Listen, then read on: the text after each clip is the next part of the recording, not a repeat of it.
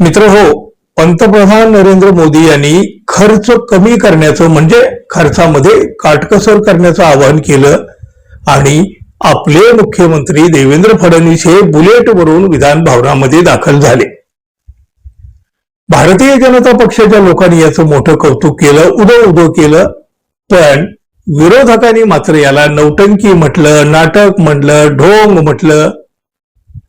स्वतः ज्येष्ठ नेते शरद पवार यांनी तर याला देखावा म्हटलं. पंतप्रधान नरेंद्र मोदी यांनी केलेलं आवाहन गांभीर्याने घेणं गरजेचं आहे, पण त्यावर नेत्यांनी देखावा करू नये. ताफा सोडणाऱ्यांनी 2 दिवसाचा देखावा करू नये. 1 किंवा 2 दिवसाच्या बचतीनं काहीही होणार नाही.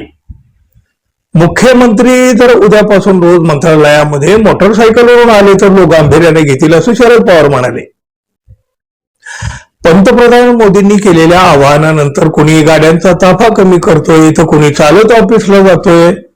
पण ताफा सोडणाऱ्या मंत्र्यांनी देखावा करू नये, त्यामध्ये सातत्य दाखवावं.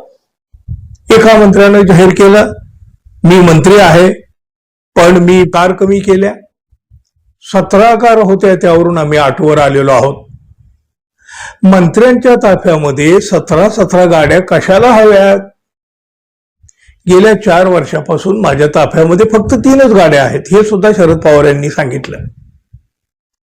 दुसरीकडे सामाजिक कार्यकर्त्या अंजली दमनिया यांनी तर देवेंद्र फडणवीस यांच्या या बुलेट सवारीला ही देशभक्ती नाही तर ही फोटो भक्ती आहे असं म्हटलं. मुख्यमंत्र्यांचा केवळ एक फोटो ड्रामा होता. फडणवीसजी, तुम्ही 1 दिवस बुलेटवर आलात, बाकी दिवसाचं काय?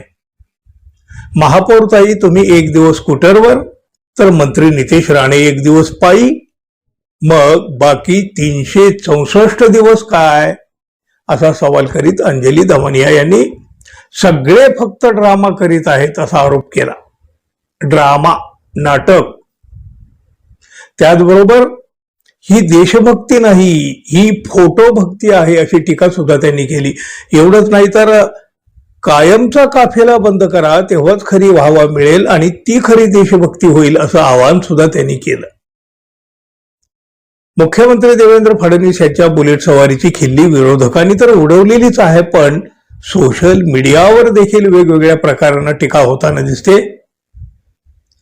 सर्वसामान्य माणूस सुद्धा याकडं एक दिखाव्याचा प्रकार म्हणून पाहू लागलेला आहे आणि तो व्यक्त सुद्धा होतोय. मंत्र्यांच्या प्रत्येक गोष्टीवर जनतेचा अफाट पैसा उधळला जातो. ऐशारामाची प्रत्येक गोष्ट जनतेच्या पैशातून केली जाते, जणू काही जनतेच्या पैशाचे हेच मालक असतात. आणि मग अशा परिस्थितीत 1 दिवस मुख्यमंत्री बुलेटवरून विधान भवनात आले म्हणजे सगळं काही भागलं असं नाही ना होत. मग लोक याला नौटंकी म्हणणार, ढोंग म्हणणार, नाटक म्हणणार आणि फोटो भक्ती सुद्धा म्हणणार. मित्र हो, तुम्ही काय म्हणणार तेही जरूर सांगा. आणि हो, आपण अजून आपल्या चॅनलला सबस्क्राईब केलं नसेल तर कृपया जाता जाता सबस्क्राईब करावं ही अपेक्षा तर आहे.